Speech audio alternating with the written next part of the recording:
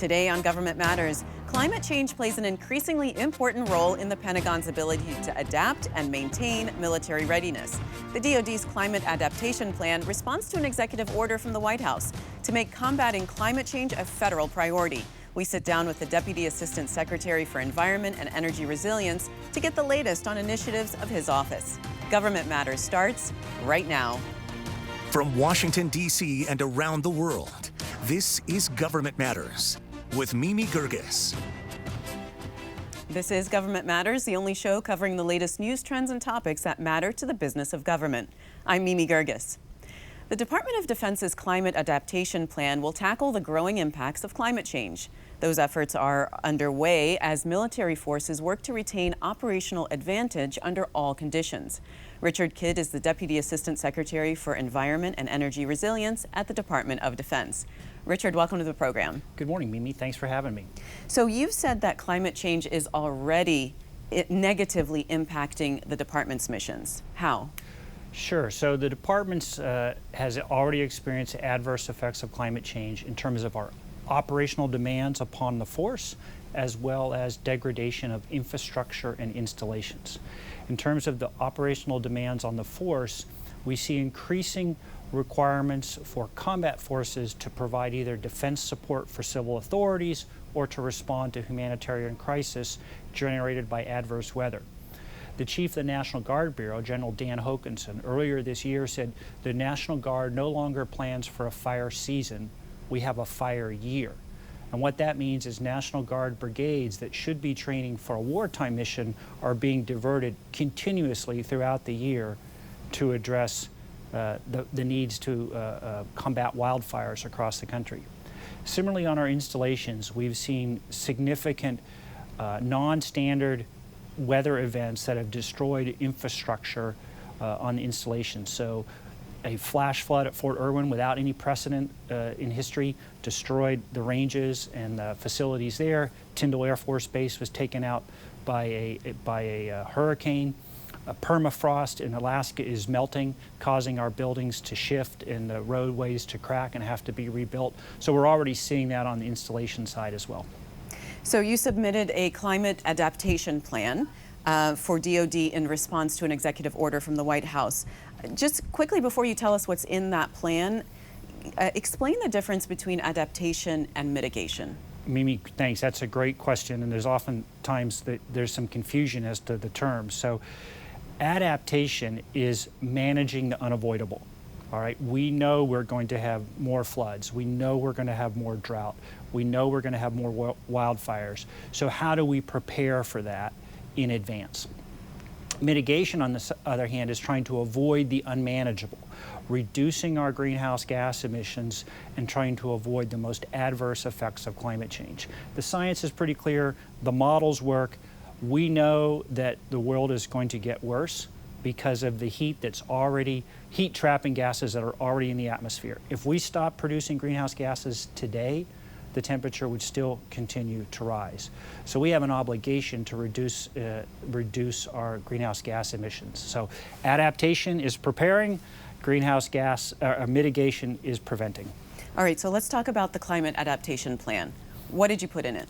Sure. So when we developed the climate adaptation plan, we took a very expansive definition of adaptation and looked at adapting the Department of Defense as an organization to meet the challenges of climate change.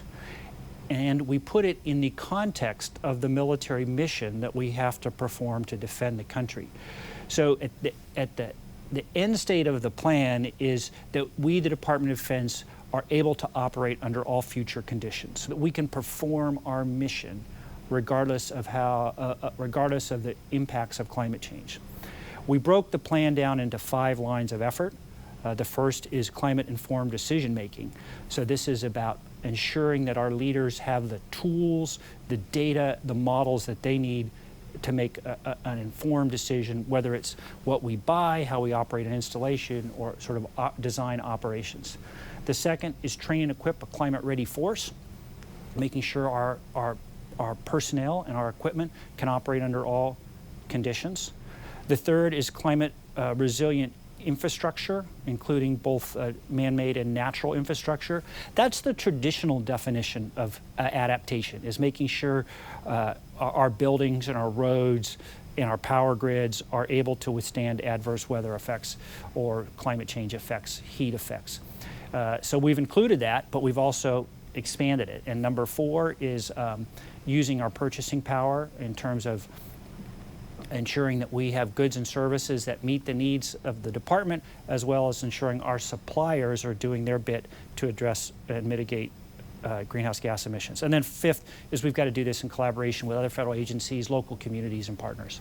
All right, so we'll drill down on a couple of those, Great. but I want to ask you about military installation resilience, because there's so many bases and installations that are close to the coasts. How are you going to manage the possibility of climate catastrophes affecting those bases? Do you move them, or what do you do about that? Yeah, so Mimi, you've asked a very difficult question that we haven't gotten to in the adaptation plan, and there's a political sort of dimension to this. So as you look at an installation, you've got its mission, its core mission that it has to perform, a training mission, a deployment mission, a maintenance mission, whatever the case may be. We have a defense climate assessment tool that models the effects of climate change on that installation over time under different scenarios across 8 sort of factors. And we take a look at that and we say, all right, this is what we expect the effects will be on that installation. And then we've got some choices, okay? Do you invest in the installation and make it more resilient, all right? Maybe you change the mission of the installation. In other words, it might be too costly or too difficult to do this mission here. Maybe we should do that mission someplace else. And then the third is sort of a phrase that adaptation experts use, which is difficult to think about because it's so unpleasant, is sort of a managed retreat. All right, and maybe you don't spend money to defend a certain installation or a certain mission, and it's better to either abandon or drastically change what you're doing there. All right, well, Richard, we're going to take a quick pause right here and come back and continue our conversation. Great, thanks. Coming next, we continue speaking with Richard Kidd about confronting climate issues in defense. We'll be right back.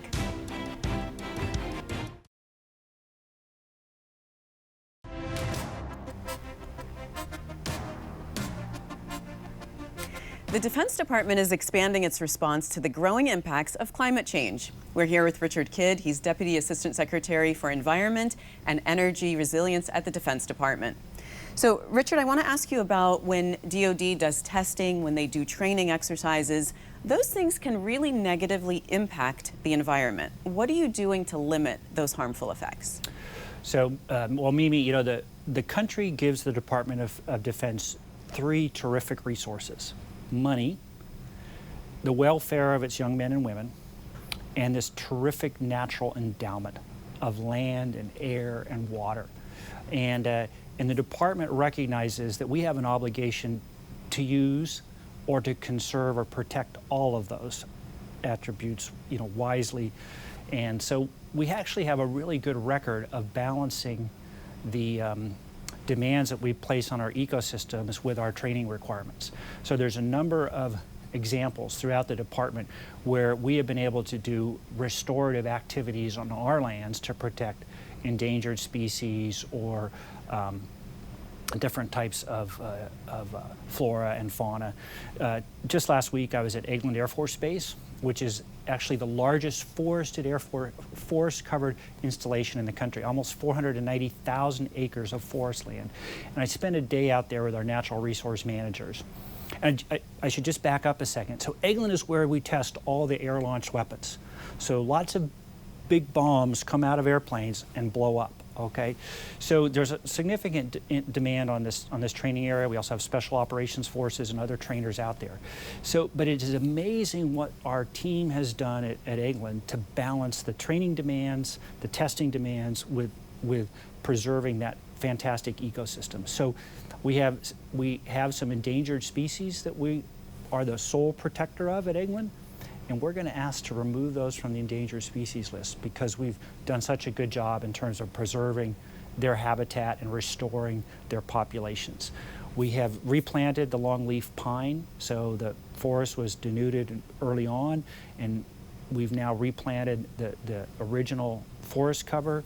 We've reintroduced species that were eliminated, not on the endangered species list, but we brought back the gopher tortoise. I got to hold a gopher tortoise. We could. That's part of your job too, Part Richard. of my job is to hold the gopher tortoise. But it's interesting because we've learned so much about how these animals are all interdependent. So the gopher tortoise created the burrows that allowed a whole other range of animals, snakes and yeah, certainly. I mean, that's how it works. To live. So I want to ask you about PFAS. This is a group of substances that are found in a fire retardant used on military bases, and it has seeped into the ground and into the drinking water in certain places. There's nearly 700 installations where they may have been released. So what is the DoD doing about this? Sure. So first of all, PFAS is a group of it refers to a group of chemical compounds. There's over 600 in commerce. That means out there, and they're found in all sorts of items. All right, and they are used so widely because they are so durable. They add durability to our Gore-Tex, to our cooking appliances, to medical devices that we might implant into our bodies. So, but nobody wants to drink them. So, well, no one wants to drink them, but they do have properties that are beneficial to consumers, to healthcare industry, to the airline industry. They make up the gaskets that provide the fuel to our engines. So PFAS writ large is a vital part of commerce.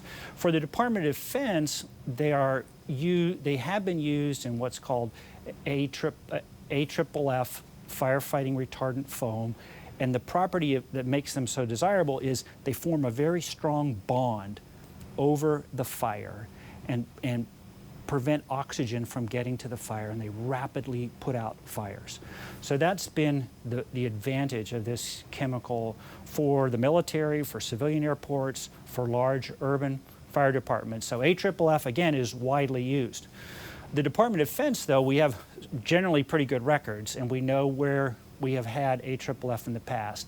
So what we're doing is we're following the law. The CERCLA Act dictates how you address chemical releases. So we've taken the 700 installations that we have at 699. We're moving our way through the CERCLA process in a deliberative manner, investigating whether or not there were in fact the chemicals there, whether or not they were used or could have been released, or whether they were contained. And as we work through that, then we also, where we are the known source, we start to take action to address it. So that's in terms of groundwater. The other distinction is drinking water. So we are the purveyor of drinking water on our installations, and where we are the purveyor of drinking water, we immediately address PFAS in the drinking water, bringing it down below the current EPA health advisory levels. And all those are underway currently? So the drinking water is done. So to our knowledge, there's no drinking water anywhere in America where the Department of Defense is the known source. Now, that may change as we continue the investigation. The groundwater cleanup is ongoing, and it's a lengthy process. I mean, there's an appetite for immediate response, but from what we know from other chemicals, whether it's been Department of Defense or private industry, it's a problem that takes years to define and then decades to clean up, which is unfortunate. But that's the reality of the physics and the engineering. And I would just like to say that the department has the largest R&D effort right now in the country focused on how do you detect these chemicals and how do you clean them up. So we have about $150 million that we've invested or will invest by the end of this year, and more coming on new technology. So we, the Department of Defense, would like to change the equation to the extent that we can. All right, well, Richard, we're going to take another pause here and we'll continue our conversation. Great, thank you. Coming next, we wrap up our conversation with Richard Kidd about tackling challenges from climate change at the Pentagon. We'll be right back.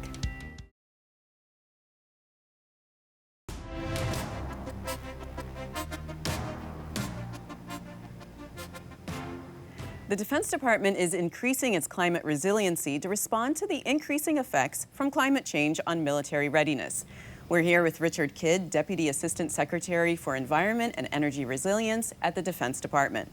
Richard, I want to ask you about what the DoD's plans are for addressing environmental justice. So this is, low income or minority communities being more adversely affected by contaminants in the environment.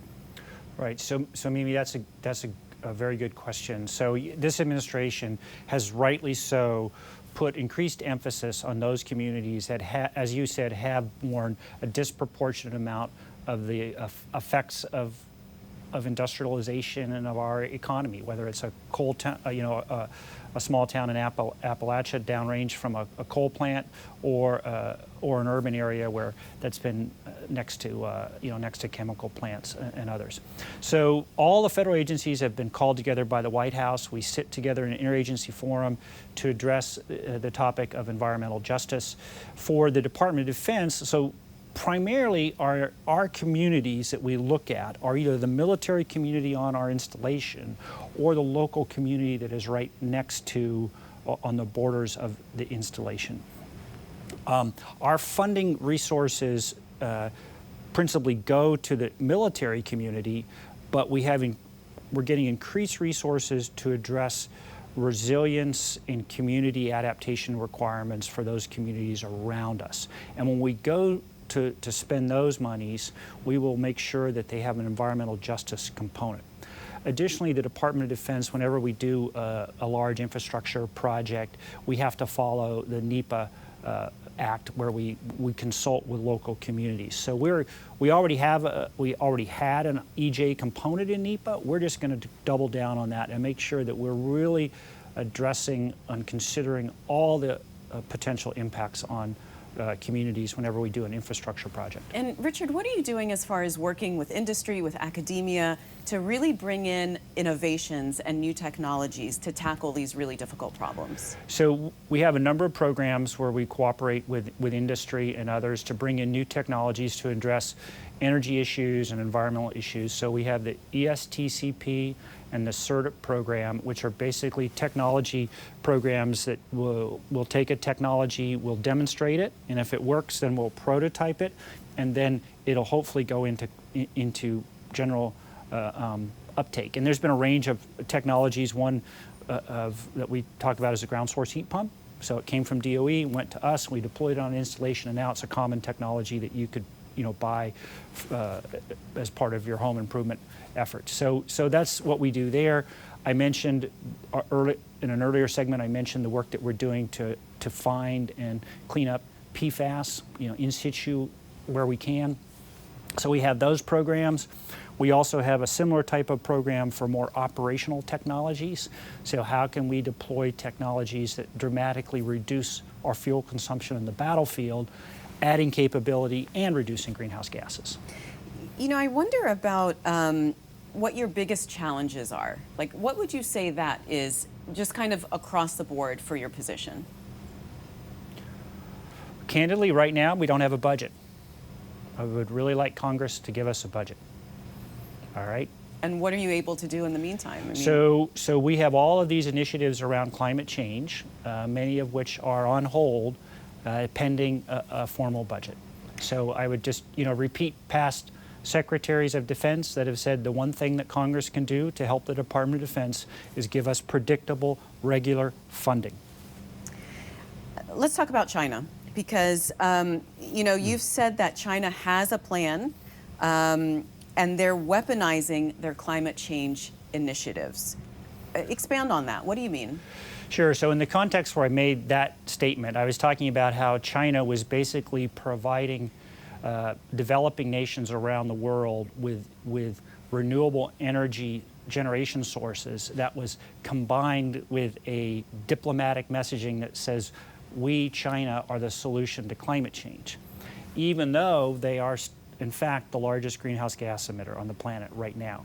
So they have combined all the instruments of national power, subsidized production of renewable energy generation assets, giving those away or and sometimes financing them to others with this message that they are the solution.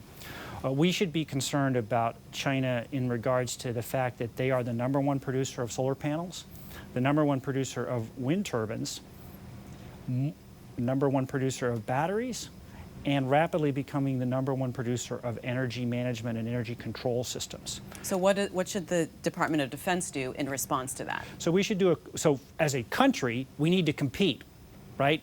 We need to compete. Basically, the country that gets to the clean energy future first wins, full stop. And when America wants to, no country can do a better job at competing than us. So we have the intellect, we have the venture capital, we have the initiative if we choose to take it. For the Department of Defense, what we have to do is in the climate adaptation plan, I mentioned line of effort 4, leverage supply, leverage our purchasing power. And part of that is looking at the supply chain. We have traditionally talked about supply chain integrity for weapon systems. We need to ensure supply chain integrity for civilian equipment, and we need to ensure supply chain integrity for those technologies that will get us to that clean energy future. Small modular reactors, advanced power management systems, large-scale batteries. So as we're looking to make our supply chain more resilient against the effects of climate change, that gives us visibility as to where the commodities are produced, and ideally ensure that that production comes back to America or to a trusted ally. Well, Richard, thank you so much for being on the program. We appreciate this. Great, my pleasure, thank you. Don't forget, if you miss an episode of Government Matters, it's at govmatters.tv. And find us on social media. Subscribe to us on YouTube, follow us on Facebook, we're on Twitter at GovMattersTV, and connect with us on LinkedIn at Government Matters Media. Send us your comments about the program.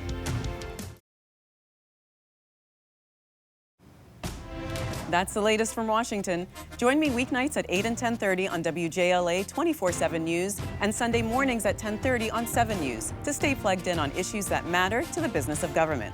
Thanks for watching. I'm Mimi Geerges.